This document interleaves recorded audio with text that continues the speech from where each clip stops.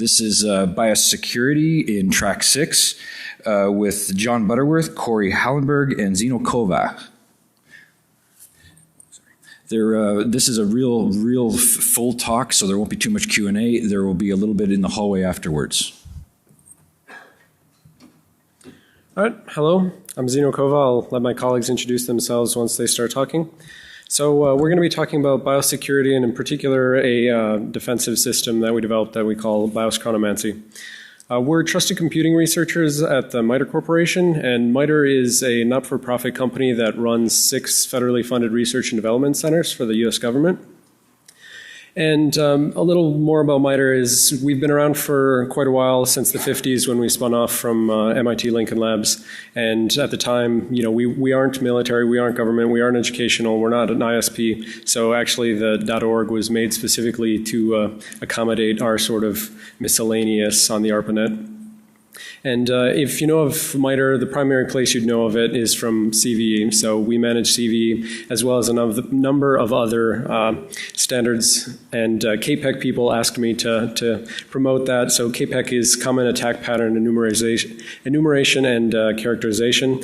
And it's basically a standard way to identify the way that people actually do attacks. So you should check that out.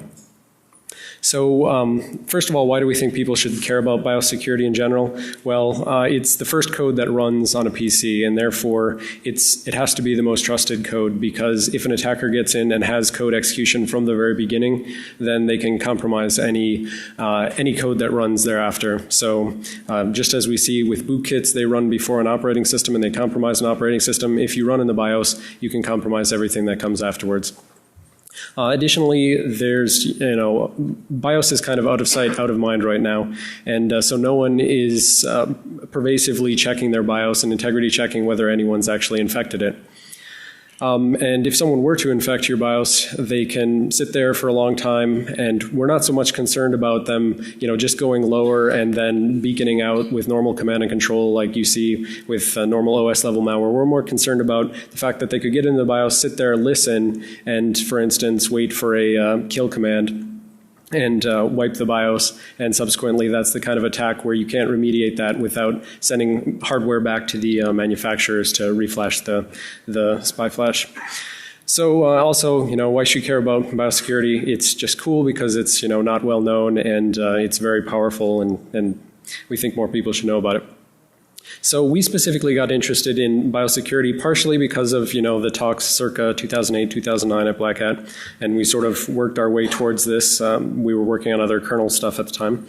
But as trust computing researchers, we wanted to understand exactly how the technology worked down at the BIOS level. So in the trust computing specifications, they say things like, we've got this immutable root of trust down at the lowest level, and that starts off all the measurements, and then each phase measures and goes to the next phase. But we wanted to know, how does that actually work? And so we dug into that.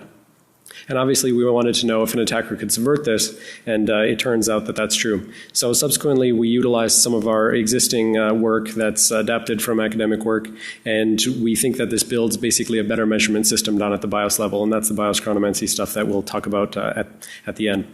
So basically the high level overview is we're going to say, the attacker can get into the BIOS. How could they get in? It could either be through misconfiguration or through exploits.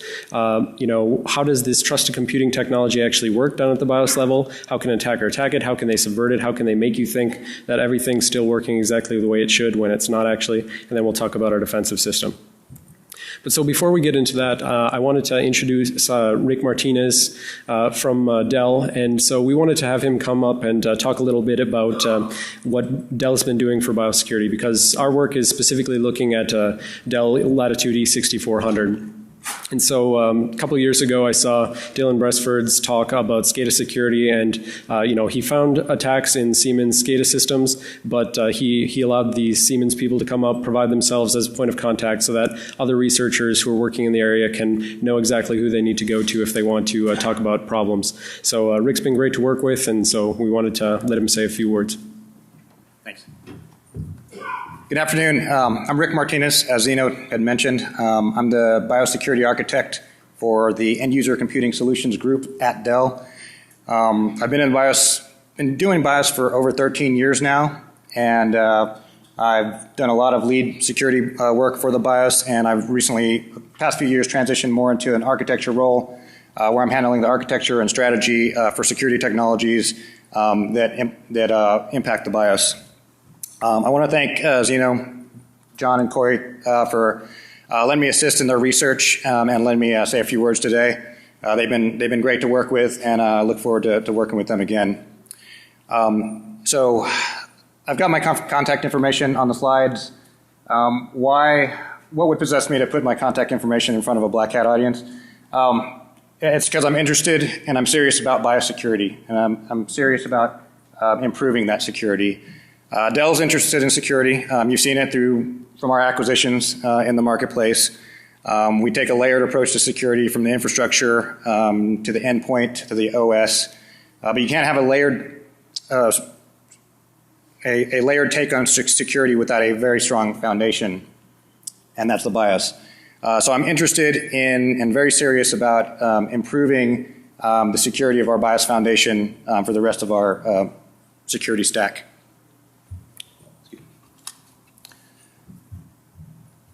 Get it.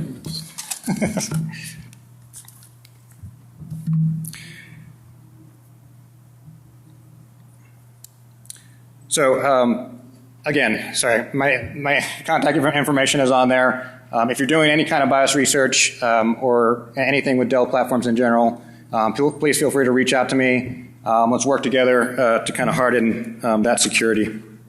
We've also got an external incident response team and process that we're getting ready to roll out, and we'll have a public email address that they can use as well if you don't want to contact me directly. So with that, let's enough about me. Let's talk about the platform that we're going to be discussing today. So the Dell Latitude E6400 is one of our older commercial platforms, a notebook system. It was launched in August of 2008, about 5 years ago now. And it was built upon the legacy BIOS. And if you're not familiar with legacy BIOS, it's a precursor to the modern UEFI BIOS that you may be familiar with. It was written entirely in x86 assembly language. And the TPM or TCG implementation that's on that BIOS was implemented specifically for BitLocker and for BitLocker compliance. So it was a little bit of a different security landscape back then, and it was actually the last generation of legacy BIOS on our Latitude systems. I don't want to steal the researchers' thunder too much, but we do have a new BIOS available as of the 16th of July. It's revision 834 for the E6400. So after you hear their great presentation, please be sure, if you have an E6400, to go download that and update your BIOS. Just real quick, I want to end with this, and like I said, the E6400 was built on the legacy BIOS framework, specifically for Vista BitLocker. Since then, a lot of great technologies have come across for BIOS, and we've implemented them, starting with the UEFI transition, the NIST 800-147 BIOS protections that have been implemented, and most recently Secure Boot. You might have heard of some of those during Yuri's presentation earlier this morning. So that's all I have. Thank you for letting me speak. Thank you, Rick. Yep, so we did this work on the E6400 basically because it was a target of opportunity. We had debugging hardware which would fit this, and we happen to be using E6400s internally at MITRE. So part of the point here is, legacy systems tend to stick around for a while, so the types of problems that we find here are, potentially found on other machines. And even if you have old machines, if your organization doesn't do BIOS updates, you're going to be sitting around with vulnerable BIOSes scattered throughout your environment. And how many backdoors and BIOSes does it take for the attacker to maintain a persistent hold on your network for years or decades potentially? So with that, I'm going to turn it over to Corey, and he's going to talk about how an attacker potentially gets into the BIOS. Okay, thank you. So this is all assuming that the attacker can actually get into the BIOS. And there are actually some chipset mechanisms that prevent an attacker from just writing directly to the SPI flash that contains the BIOS. Yuri mentioned this as well. But on a lot of modern systems, these are locked down, so you can't just do this sort of thing where you can just write directly to the flash and corrupt the BIOS. So what we found at the E6400 was that their 829 BIOS revision, they weren't locking down the BIOS. This was a while ago. But when A30 came around, they were locking it down, and they supported signed BIOS enforcement so that you couldn't just overwrite the flash chip with anything that wasn't signed with a Dell private key. So that's good security. So we still, as an attacker, want to talk about how we can get an arbitrary image on the flash chip, even in the presence of the signed BIOS enforcement. And so essentially, what you have to do is exploit the BIOS update process to do something like that. Now, something similar to this has already happened. In 2009, Invisible Things Labs showed an exploit, memory corruption exploit against an Intel BIOS that allowed them to reflash with an arbitrary image despite this signed BIOS enforcement. And we found something similar that affected a number of Dell systems, including the E6400. Okay, so our attack surface here is the BIOS update process. We're going to try to corrupt it somehow. And before we can do this, we really need to understand the attack surface and understand the Dell BIOS update process. So for the E6400 at least, the way this breaks down is the BIOS update image is called, in Dell terminology, an HDR image. And what happens when you want to update your BIOS is that the operating system packetizes this HDR BIOS update image, which can be many megabytes in size, so it can be quite big. So to handle that, they'll split it up into smaller packets, and these kind of get written across the address space. And then a bit in CMOS is flipped that indicates, all right, there's a BIOS update pending. And then the system reboots, and whenever this reboot happens, the BIOS is checking, is the CMOS bit set? If so, go out and find the pending BIOS update and do the process. And this all happens in system management mode. Okay, so this is just a little visual depiction of what actually is happening. You have the operating system kernel driver taking this big HDR image and splitting it up into what's called RBU packets in the Dell terminology, and they're just split all across the address space, and they're encapsulated by some header information which says things like the sequence number, the size of the packet, etc. That just helps the update routine reassemble the BIOS update image from those individual packets. So you can see here, this is actually the what would happen after the reboot. The system management mode update routine is literally traversing through the entire RAM address space, looking for these RBU packets, and it identifies them by this special string $RPK on like page align boundaries that indicates that an RBU packet is there. And then as it finds them, it collects them and then combines them in this reconstitution area, where eventually the entire Dell, BIOS update image is going to end up. And not until this occurs is the signature check happen on the BIOS update image. The reason is the RBU packets themselves, those RPK things, are not being signed because it's up to the operating system driver to split up the image, and maybe those will be different depending on the operating system resources. So those are completely unsigned. The attacker can control anything about the meta information in those. Only until that image is completely reconstructed can the signature check occurs. So anything that happens before that is fair game for trying to find a corruption vulnerability in. Okay, so just to reiterate, our goal as an attacker is obviously to reflash the BIOS with an arbitrary image. And to do that, we're going to try to find a memory corruption vulnerability in this reconstruction process that the BIOS update process uses. So more specifically, our attack surface is really those RBU packets I was just describing.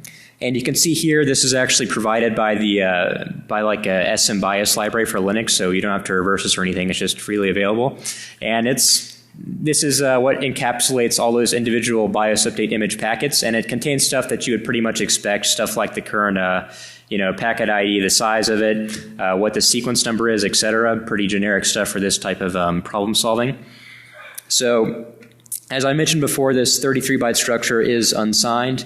Anything in here in the parsing of this is fair game for trying to find a vulnerability in. Oops. Okay, so getting into the nitty-gritty of how this update routine actually works, what you're looking at here is system management mode code for the E6400. And this is what happens when one of those RBU packets is located. As soon as it's located, it starts to parse the individual packet. So in this case, It's copying some of those structure members into a global SMM data area. So things it's interested in, like the set ID, the total number of packets, the size, the sequence number, etc. These are all just copied into this kind of SMM global data area, and they'll be used for later calculations. And what's important to take note of here is there's not a lot of sanity checking going on, at least at this stage. You can see it's just kind of copying it to this data area, and they'll be used later for various things. Okay, so one little corollary here that's worth mentioning is part of the Dell update process is actually in that reconstruction area I was referring to previously. It's going to fill with this GEOR string, GEOR, it's like an ASCII tag, and I'm not exactly sure why it's doing this. We just saw it, the code doing it. I think basically it's adding this tag to the reconstruction space to signify where these individual RBU packets are supposed to end up in the reconstitution area, just as a debugging thing. So when they were developing this reconstruction algorithm, they could go in and debug it or something like that. But anyway, this thing is going to come back to haunt us and make exploiting this pretty difficult. Okay, so getting to the actual vulnerability, just to cut to the chase, if you look down here at the second line, that rep move SD is an inline mem copy. So obviously we should be thinking like buffer overflow. And if you look at the size parameter, ECX, if you look closely, you can see that it's like, let me see if I can point that out. Yeah, the refresh rate's kind of bad, never mind. So that rep move SD at the bottom, that's inline mem copy. The size parameter is ECX, obviously, and if you follow the chain up, you can see it's derived from attacker data, that HDR size, which just comes directly from that RBU packet. Okay, so, the size parameter, mem copy, bad, buffer overflow, we're definitely in business. But the situation is actually quite a bit more interesting than that, which is why we're really going into depth about talking about this. So if you look closely at this hex raise output for this relevant code, you can see that the source, the destination, and the size are all influenced by attacker data. So normally where you only get the size parameter, we actually control or influence at least the size and the source and the destination, which makes things really pretty interesting. So exploitable memory corruption vulnerability in the update process. What's great about this is it's happening in system management mode, and in SMM there's no things like ASLR, stack canaries, blah blah blah. So you're really free to pursue any target with impunity. Nothing's going to stop you. And in fact, since you're in system management mode, which is like the super privileged x86 mode, you can literally overwrite anything and nothing's going to stop you. It's not like you can go off the end of the stack and generate an exception. You can write over code. It's not going to be a segmentation fault. You can do anything and everything. Okay, so those are the good things that are working for us as an attacker. Unfortunately, exploiting this turns out to be quite tricky. Number one, because to get to this vulnerable mem copy, you can see it's actually looking at the what effectively here is the destination for the copy underlined in red, and it's checking to make sure the destination points to this GEOR tag, which kind of makes sense based on my previous description. It's making sure that the destination for the mem copy was previously filled in with this debugging tag GEOR. So this is going to complicate things. In fact, there's a number of other constraints that make exploiting this sort of difficult. In general, the hardest part about this was the buffer where we're overflowing is considerably lower in memory than anything we want to overwrite, like many megabytes. So we're basically going to just trash a whole lot of the system RAM in an attempt to overwrite any function pointers. And so it's pretty tricky to corrupt that much data in the address space and not hang the system. And so that's kind of what we are working around. And we had to go in and find, like, we can overwrite this but not this, and it won't hang the system, et cetera, and just come up with a list of constraints of stuff we can touch without causing a system crash. Okay, and back to the source, the destination, and the size. These are basically how they're derived in that vulnerable mem copy. So what's important to note here is that they're all derived from the same attacker-controlled parameters. So this RBU packet structure is completely attacker-controlled. The attacker can set anything he wants to for those things. So notice if you want to change, or like the destination, source, and size all have the packet size parameter in there. So effectively what this means is if you want to change the source or the size, it's going to change all the other parameters as well. So it's a bit like you have a sliding window that you can corrupt, and that window is going to change based on any number one of the parameters. So the trick here is to figure out the parameters so that that window corrupts the function pointers we want but does not hang the system. And this has actually ended up being a pretty tricky problem. Okay, so I previously mentioned that the reconstruction area is filled with this GR debugging tag. Now this should occur naturally in the BIOS update process where this GR debugging string is written. Unfortunately, we kind of short circuit the update routine so that does not happen. So you can see, let me see, the total data size right here. Well, first of all, we need this if statement to return 1. If this does not execute and return 1, then we'll never get to that vulnerable mem copy that we're basically trying to exploit. Oops. So we need this to run, and notice that forces total data size to be less than 800,000, 8 megabytes.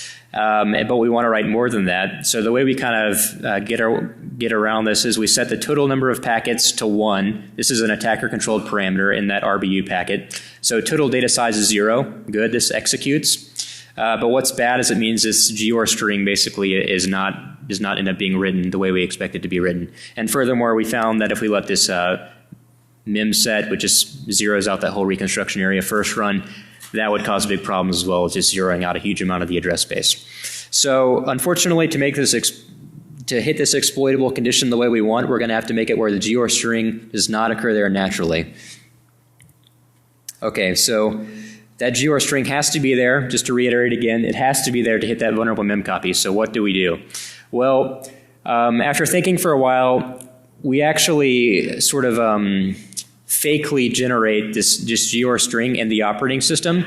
We wrote a Windows kernel driver that would basically write the GR string as high up in physical memory as it could. It would keep allocating higher and higher using allocate contiguous and as a Windows kernel function. Keep allocating as high as it possibly can. Keep writing the GR string so it's kind of like a GR spray or something like that of the address space. And then effectively we're abusing the same functionality that the BIOS update does, where if you set up the system RAM and do a soft reboot, that RAM will actually stay in place. It's not like it's zeroed out upon a system reset. If it's just a soft reboot, the address space will for the most part stay the same. It's the same thing that the BIOS update does. So we found that if we just spray the address space with GR and then reboot the system softly, we could actually have it where this would stay in place and we could meet this condition. Okay, so there were a number of other constraints that I was sort of alluding to, and effectively what we did was we just wrote something to brute force a possible RBU packet that would overwrite a function pointer that we care about. In this case, we just chose the return address for the BIOS update routine. And remember, it's totally legit to go after this because there's no exploit mitigations in the system management mode. So overwrite that, don't crash the system, etc. And luckily, we were able to solve, get a brute force at RBU packet configurations that will let us overwrite the return address and not crash the system, etc. And just to give a visual depiction of what's going on, you can see here that with it's a bit hard for you guys to see perhaps, but if you come back to this, you can see like for the RBU packet, the packet number is unusually high, 0x83F9, and the packet size is FFFFE, so these things normally you would not see during a regular BIOS update process. They're obviously unusual, large, and malicious or whatever. And with those, what happens is the reconstitution area for the BIOS update actually overlaps the system management mode RAM.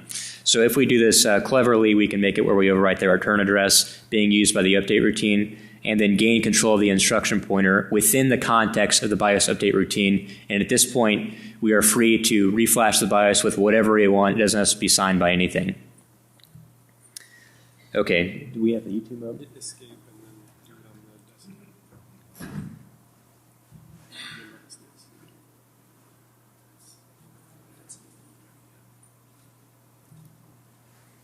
Okay, so this is just a yeah, okay. So what I'm doing here is this is the E6400. I'm just going into the BIOS setup and showing you that in fact that signed BIOS enforcement is turned on.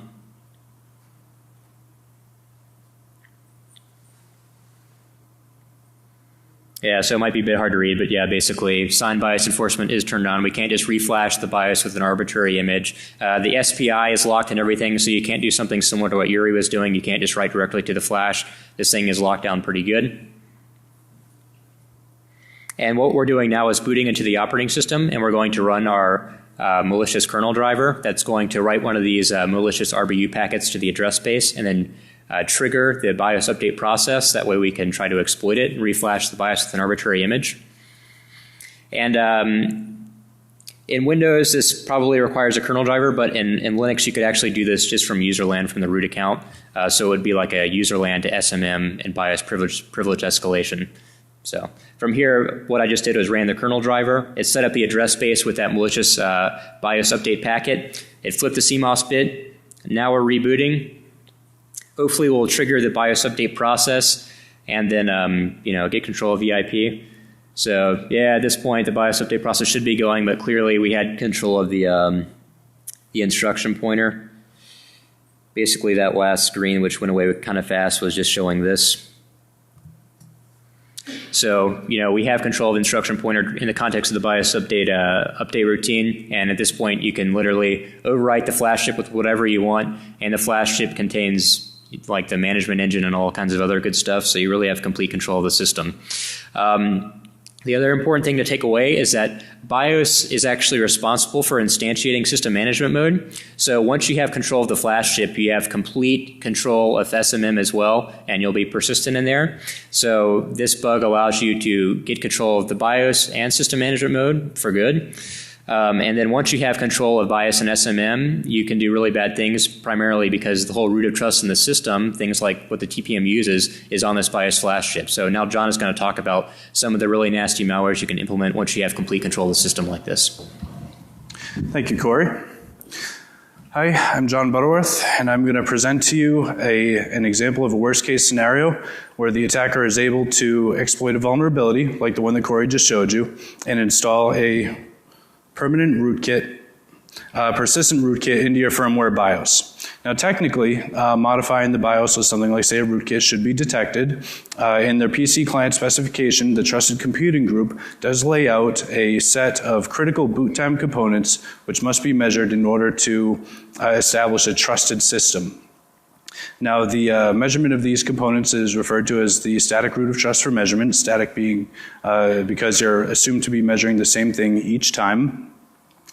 Each component is measured prior to control actually being handed off to that separate component, thus establishing a chain of trust, if you will. Now, for this discussion, we're focused specifically on that first initial measurement, which is referred to as the core root of trust for measurement, the responsibility of which is to measure itself as well as the BIOS. And because of that, it forms a sort of anchor in this chain of trust, as you will, and because it's also measuring the BIOS, therefore, technically, a firmware rootkit should be detected. However, as I'm going to show you, that's not necessarily the case. First, a little bit of terminology. We have the Trusted Platform Module, the TPM chip. It's located on the motherboard, has multiple security features. The most pertinent to this discussion is the fact that it is able to provide a signed quote of its current PCR set. It can also provide signed tick stamps, but Zeno will get into that a little bit later. Now, these PCRs, they are registers located on the TPM chips. They store 20-byte hashes. Each of these hashes represents one of these measurements of these critical boot time components defined by the TCG. The PCRs are reset to 0 upon reboot, and they can only be modified via an extend function, which is the SHA-1 hash of the current PCR value concatenated with the hash of the measurement that you wish to extend onto. Now, this is an example of a measured boot as defined by the Trusted Computing Group. Here we have our core root of trust for measurement, measuring itself as well as the BIOS and extending that measurement onto PCR 0. Now, as I stated earlier, the CRTM is the only measurement which we are focused on. I'm just going to leave these here for reference as they are beyond the scope of this discussion. This slide is just to show how our work in the trusted computing space differs from that performed in the past. Past researchers have actually attacked the TPM chip, like say with an electron microscope, trying to dig the keys out of like say the shielded locations that are located on the TPM chip. We are actually focused specifically on investigating the vendor implementations of these static root of trust measurements. Now let's just talk about the architecture a little bit. This is an image of the Q45 Express chipset on the E6400. We have here, it consists of a CPU, memory controller hub controlling I/O to system RAM, and we have an I/O controller hub controlling I/O to various system devices like say the SPI flash, which is where the BIOS resides, as well as the TPM chip too. So we're just going to simplify this into a simplified representation. I'm going to talk a little bit about the boot process now. When you power up your system, the CPU begins executing directly from the NVRAM flash, directly from the boot block, performing various generic chipset configurations. Specific to the Dell E6400, it begins to process a number of modules. Some of these modules are very benign, containing data such as the splash screen, which you see upon system boot.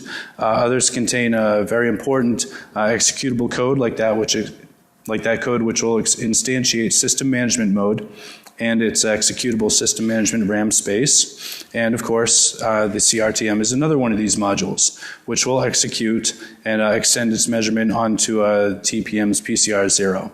Specifically what that is measuring, I will detail shortly. But first, I'd like to just outline some very general problems with relying on PCRs as indicators of a trusted system.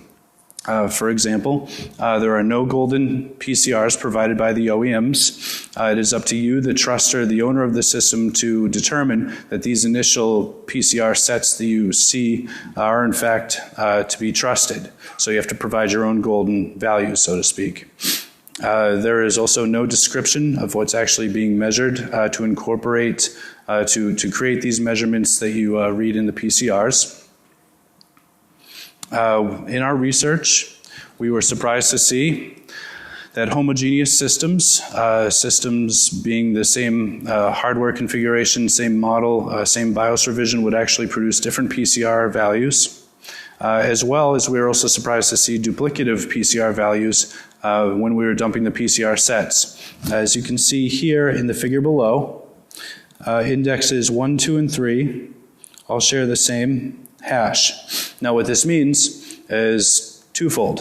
One, no new information is actually being measured and extended into those PCRs. And two, what's defined by the TC Trusted Computing Group as a critical boot component that should be measured is actually not being measured. Anecdotally speaking, this hash is actually the hash of an empty PCR value concatenated with the SHA-1 hash of 0. So now I'm going to talk a little bit about what the E6400's core root of trust of measurement is actually measuring. This is indicated above in this diagram at the top. This is the BIOS, and those gray slices represent what this core root of trust is actually measuring. These gray slices consist of the first 64 bytes of each of those modules, which I had described earlier during the BIOS boot slides. And as you can see, the core root of trust for measurement actually also is not measuring itself. Now, it's easy to look at this and say, well, that's the problem right there. If they were only measuring the entire BIOS, well, that would fix the problem. That's actually really not the case, as I'll show you shortly. That is a red herring. The real problem is because the CRTM is actually something you can modify. It's mutable. So, but regardless of that, you still want to perform the measurements correctly. So there are some problems with weak measurements. For example, as shown on the previous slide, if you're not measuring certain components such as the PCI option ROMs and BIOS configuration, that is ungood. You're not actually capturing those measurements. It's also possible, judging from what's actually measured on the previous slide, that you can actually arbitrarily modify bits and pieces of the BIOS without actually triggering any changes in the PCR sets as well.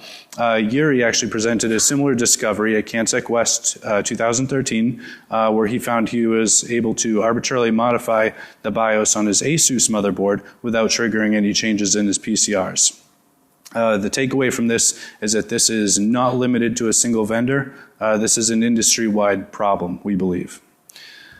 As I stated earlier, regardless of how much of the BIOS is actually being measured, it is possible to still install a rootkit in there. So what if an attacker wanted to modify any part of the BIOS, regardless of whether or not they're measuring the entire thing? Well, you can forge the PCRs. And this works because the BIOS is mutable. This is basically your standard run-of-the-mill replay type of attack, where the attacker is able to either record or calculate the known good measurement that's performed by the CRTM to record that hash that gets passed to the TPM to extend onto a PCR0. It's then able to modify the CRTM to prevent that good CRTM from running, and then to replay its pre-recorded hash to the TPM to extend on to PCR0, thus reporting your golden value, so to speak, of PCR0 that you expect to see even though the CRTM has actually been modified. And from there, the attacker is able to insert itself into system management RAM or any other part of the system that it wants to. So, as Corey hinted, here's an example of some really bad things that can happen when this is a possibility. Just to show that this isn't just paper analysis, we created 2 proof-of-concept firmware rootkits. Each is installed programmatically. There's no hardware modification required to do this. We created the tick and the flea. Both of these are persistent stealth malware. The tick achieves its stealth by forging PCRs. And of course, once it's achieved this stealth, it's free to modify any other portion of the BIOS that it wants to, including inserting itself into system management RAM. The flea has all those exact same basic stealth capabilities as the tick, but it's actually also able to persist even beyond BIOS reflashes.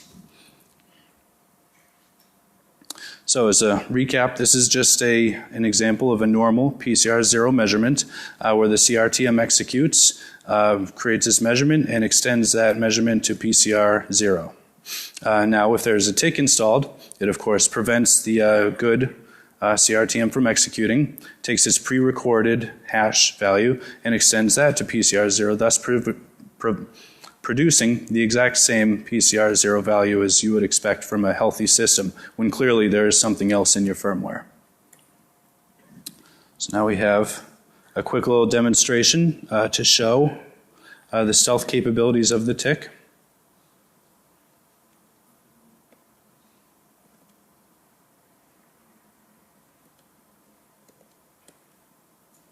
So what we have here is a BIOS revision A29. Which just booted up. You just saw the Dell splash screen. For this presentation purposes, that splash screen is actually going to be the only trustworthy indicator that this system is actually something that can be trusted. And just as a little spoiler alert, you're not going to see that again. So this is our setup. In the upper right hand corner, we have a kernel debug output, which we're going to use to grab our PCR values using our open TPM driver, which Corey wrote, and I will provide a link to. It's open source. So what we're grabbing here, this is actually our known good. This will serve as our golden PCR0 value. This is an unmodified BIOS, which is just booted up, and we recorded that into a text file just so we can compare and contrast as we go through the boot process. So what we're installing here, just to show that the PCR values will change, this is a naive rootkit. Naive is a rootkit that we refer to as naive because it has no stealth capability. It can be easily detected simply by observing PCR0. So what we expect to see when we again run the open TPM driver and dump our PCR set and grab our value of PCR0 and compare it to our golden value, we expect that value to be different. So we're just going to get logged in here and perform that.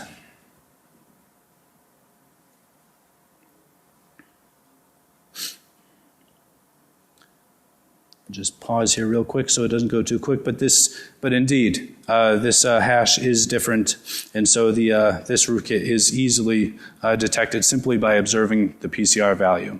So now we're going to install our tick. Now remember, the tick has that stealth capability where it forges the PCRs via the replay attack. So we just executed that. We're going to go through the update process again.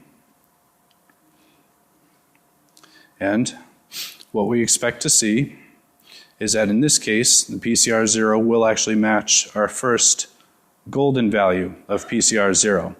So it will appear that nothing in the BIOS has actually changed. However, something has changed. Again, the splash screen has changed. Just a benign change. So now we're just going to get logged in here and compare our values of PCR 0 to the initial value.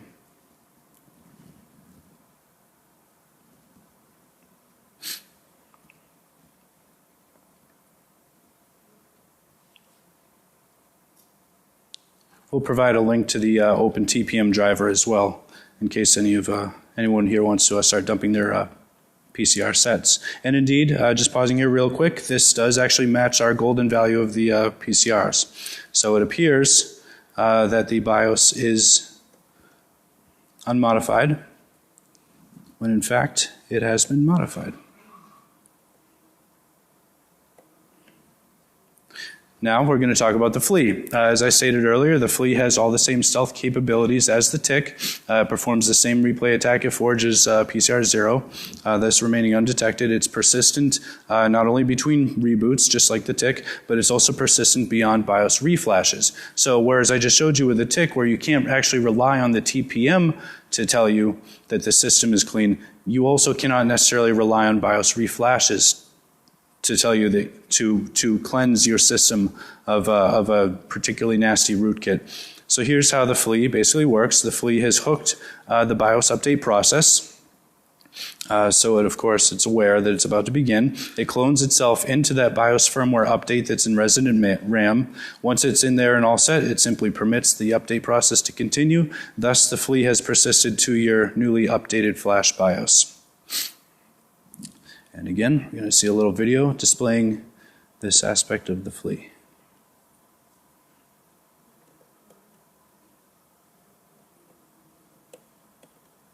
Okay, let me just start this one over.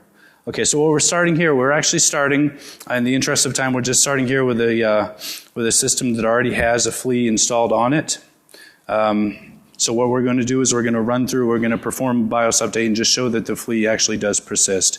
It would be redundant to show the forging capabilities. However, I should mention that once the flea persists and clones itself into the new BIOS update, it will actually forge the expected update for that BIOS revision.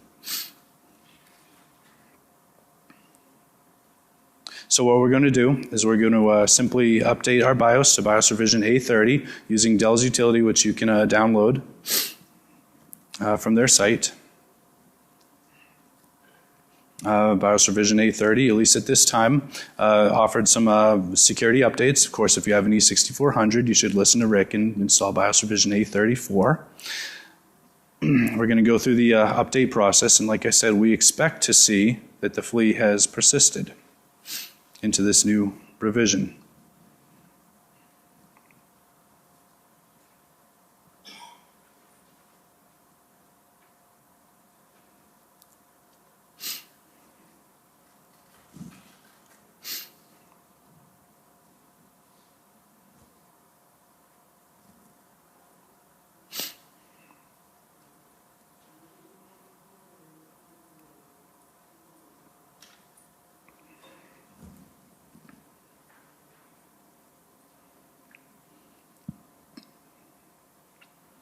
And as you can see, the flea has persisted to BIOS revision A30. It's a little bit dim there at the bottom.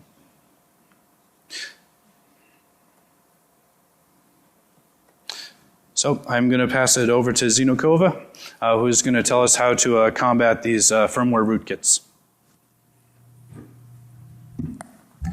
All All right, so what we did then is, we're defensive security researchers, and we had some previous work that we had done in Windows kernel, trying to get better roots of trust so that we can, basically we're worried about these sort of attacks, specifically where the software can lie and say that everything's good. So first of all, you should probably take down this bit.ly link at the bottom. There's about 10 years of work in the area that I'm going to describe, and I'm not able to do it justice in the small amount of time that we have left. So we put up a timeline there that talks about all the other work in this area. But what we did is we created a system we called BIOS Chronomancy. And what it is timing-based attestation or software-based attestation. That's the terminology in the academic community. And what this kind of software is trying to do is you're building software with a very special construction where you're trying to say, this software will tell me that it is uncompromised, and if someone has compromised and is making it lie, it'll take extra time to actually run. So you're trying to build it specifically so that if it's manipulated, if someone's trying to put a hook into it, but then they're cleaning up and making it look like it's not hooked, it's going to take additional time to run. And this is the sort of timing side channel that we're purposely building into the software's execution.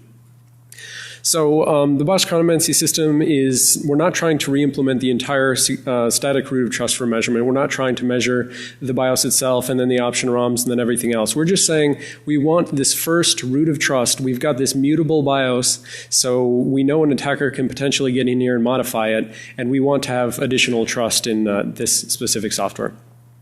So again, there's a lot of different assumptions with this. You should see the previous related work and our future paper on this to get them all. But the first assumption, and we think this is what makes this technique in general so appealing, is you assume that the attacker has full control of the system before you execute, and even potentially while you're executing.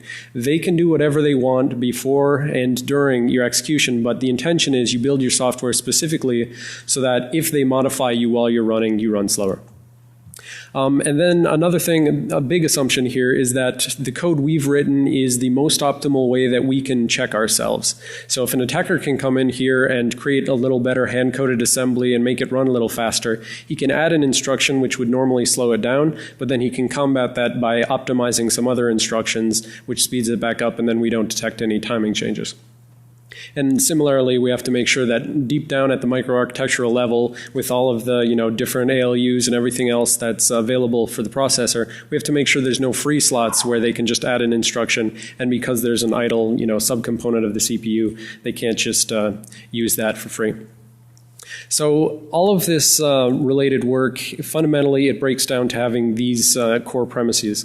First of all, you're going to read your own code and your own data. So you're reading yourself in order to provide some evidence of control flow integrity or code integrity. So you want to make sure no one's put a jump instruction in your code to hook you like rootkits commonly do on OS level software. So you're reading your own code, you're building a checksum over your own code.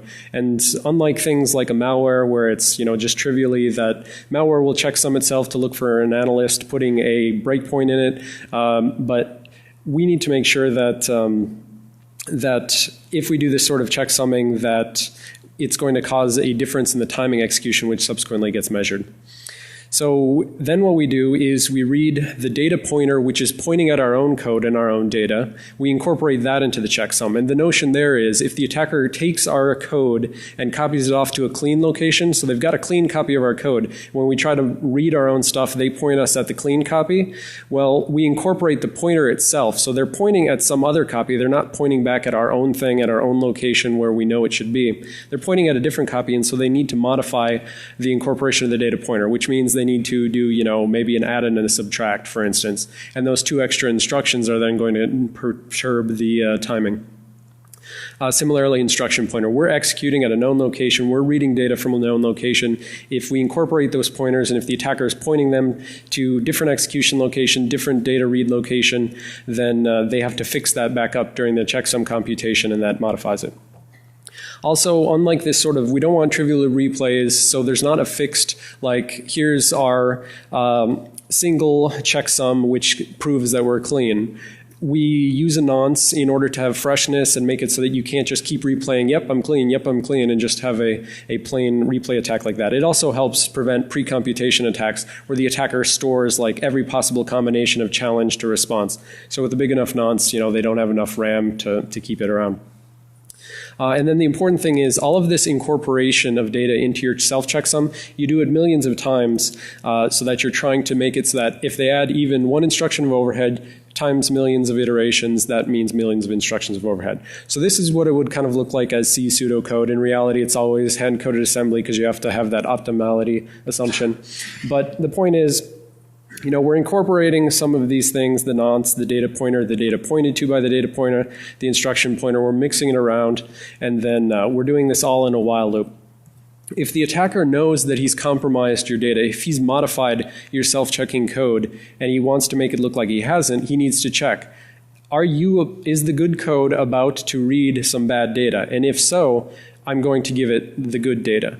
And that's basic if kind of conditional, but by adding an if conditional, that's a couple of instructions extra that he has to do to clean up this checksum and make sure the checksum is still correct, and a couple of instructions times millions of loops equals millions of instructions of overhead, millions of instructions equals macroscopic timing difference. So overall, this is what our protocol basically looks like. We're down at the BIOS level. Unlike some other things, we can't necessarily get a challenge from a server. So we're actually going to get our nonce from the TPM. We request from the TPM this special type of measurement called a tick stamp. And all it really is basically the TPM, when it resets, you have a counter counting up. It's a tick counter. It's just like RDTSC on x86, except the big thing that the TPM gives you is the TPM can give you a signed copy of that tick stamp so that you actually have some belief that this is actually coming from the TPM that you've provisioned and you have the keys for, and you can check the digital signatures and so forth. So it sends back the timestamp that's signed. It also has a nonce that's built into it. The TPM makes a new nonce every time the TPM resets.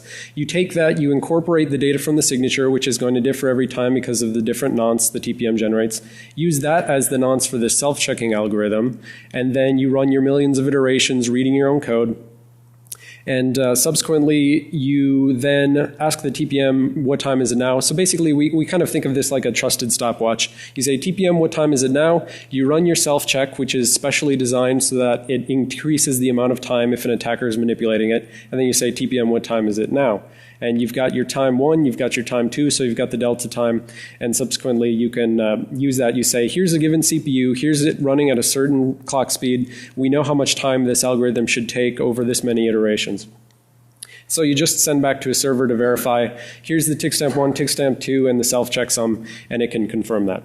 So we did a bunch of experiments on this. You can see our paper later for it, but the key point here is we took like 18 E6400s just to show that this works across many systems. It's not just a one-time deal that we got to work on ours. And the basic point here is without attacker, it's low, and with an attacker, it's high. But back here, the main point is if we don't run enough iterations, potentially we're on the boundary. So at 625,000 iterations, the attacker sometimes can get fast enough that his lower bound on his runtime is about the same as the upper bound on the clean runtime. But this is pretty easily dealt with because what you're really dealing with here is there's a percentage overhead that the attacker adds by adding a couple instructions as a couple percent overhead. So if you want a larger macroscopic difference for a small percentage overhead, you just run it more times and you get more difference. So, pretty clear in all these cases that we have easy detection of the attacker, that he's perturbing the timing. So we know that this system gives us, under the academic sense of it, it's a great thing because it's saying this code is unmodified. We can, verify this, and that's all good. But what we found when we dug into this is we said, well, that's good from the academic perspective, but in the practical perspective, we want to, stop attackers from being able to do bad things. And kind of a big problem with this kind of technique is a talk-to attack, time of check, time of use. So I check the system, and it says, yep, the checksum is right, the timing is right, this code ran unmodified, and that's great. That's a property which, quite frankly, we don't have for most any other security software out there. That's a good property, but it's not sufficient. It's necessary, but insufficient, as the academics say. the attacker can remove himself from the system, allow a measurement to proceed with a clean system, and then, reinstall himself after the checks. And so that's why, this is kind of future work that we're working on right now. We're branching out into the peripherals. We know that there's been plenty of work in the BlackHat community with, infecting NIC cards, infecting keyboard controllers, and so forth. So we're concerned about this kind of thing, and we're working on that because fundamentally we think that if you can't stomp out this kind of attack down at the BIOS level, it's not going to be useful at other higher levels. So the basic conclusions are, we think you should assume attackers can get in. We think that this sort of timing-based attestation system is built under that assumption, so that's a good thing. Corey showed ways that you can get in. Yuri showed ways that you can get in. The attacker gets in. We have to work under that assumption. And then obviously bad things can happen because unfortunately when we have these mutable roots of trust, that becomes untrustworthy once it's mutable and an attacker can get in. So one of the things I forgot to put on here, but it was in the sort of in the summary. So Rick mentioned how they started applying the NIST 800-147 guidance. That's saying, apply things like signed updates and so forth. And they did that. They locked down the flash chip. They applied signed updates, and that increases the security. So going beyond that, part of our point of showing the flea was to say signed updates is, again, necessary but not sufficient, because if an attacker is in there before the signed updates are applied, he can just keep bouncing his way across new signed updates being applied. And similarly, you can have signed updates, but an attacker can exploit and get their way in. So there's further NIST guidance. There's the NIST 800-155, which is targeted at vendors, basically saying, here's the type of stuff we think you need to actually measure in order to provide a good root of trust. And as trusted computing researchers, that's the kind of stuff we care about. But fundamentally, as we've mentioned a couple of times, the core problem here is that your core root of trust is mutable. And if it's mutable, then somehow, some way, we assume that the attacker is going to be able to get in and they can subvert your root of trust. All right, so the one last thing that we have to say, there was like a question in Yuri's talk about, what's the prevalence of BIOS misconfigurations. We've actually, that should be live now. And we released a tool called Copernicus. And what it does is it tells us about things like misconfigurations in the BIOS security. So if you've got a BIOS that's not locking down the flash chip, Copernicus will tell you that. It'll say BIOS, it gives us simple things like, is SMM writable? Is SMM locked or unlocked? Is BIOS locked or unlocked? And so we've released the binary so you can just go play with this and see on your own machine, are you vulnerable to a trivial wiping of your BIOS? Can it be trivially bricked? Also, we care about this for doing analysis of the systems. So Copernicus gives us a BIOS flash dump, and then from there you can, as we kind of talked about, there's problems with PCRs in that you get a hash, but then the question is, if you've got your nice trusted computing system and hashes differed, then what, right? What are you going to do if someone tells you the hash of your BIOS is not what it should be? So Copernicus gives you the ability to like dump the flash chip and go ahead and start looking at it. Look at a clean one, look at a dirty one, diff it, throw it into IDA, and that's exactly the kind of stuff we do. So, MITRE works for the government. So for anyone here who's a Fed, basically, we're interested in doing deployments, pilots within your environment so you can check, how many of your machines are actually vulnerable to trivial bricking, and also, pull back the BIOSes and say, we have, this is what we think the Dell golden image for a flash chip should look like on an E6400 or newer things. But if you don't have that, we'd like to, actually analyze that and find out why. Additionally, MITRE's a not-for-profit company. We don't make COTS software. We've found out the hard way, we don't like to run science projects for many years at a time. So kind of this capability needs to be incorporated into commercial products. And we're licensing this, and it's a very easy license because fundamentally we're going to be licensing it as data for code. So you give us data about how many machines you've seen vulnerable. We incorporate that into our next paper, which again, part of the reason for releasing the binary is we'd like people to go check your own machines and then tell us, I've got this model and it's vulnerable.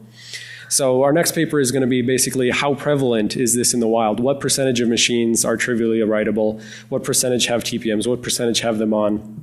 All this sort of things. Which vendors do better than other vendors? So if you care about this thing and you're doing purchasing, you want to know which ones are actually locked down. So we're looking to license this to COTS and do piloting in government in particular, but we're also open to doing it for just general people who are interested in finding out about their biosecurity, because it helps our ongoing research.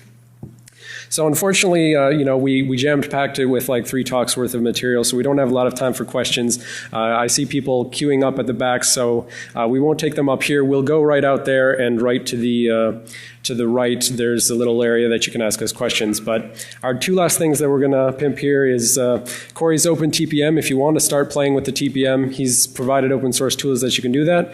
And then finally, opensecuritytraining.info. We've got classes on TPM, so you can learn about it. We've got classes on IDA Pro and reverse engineering, so you can learn about that. And John's going to be making a class on BIOS, so you can learn more about that. So with that, thank you.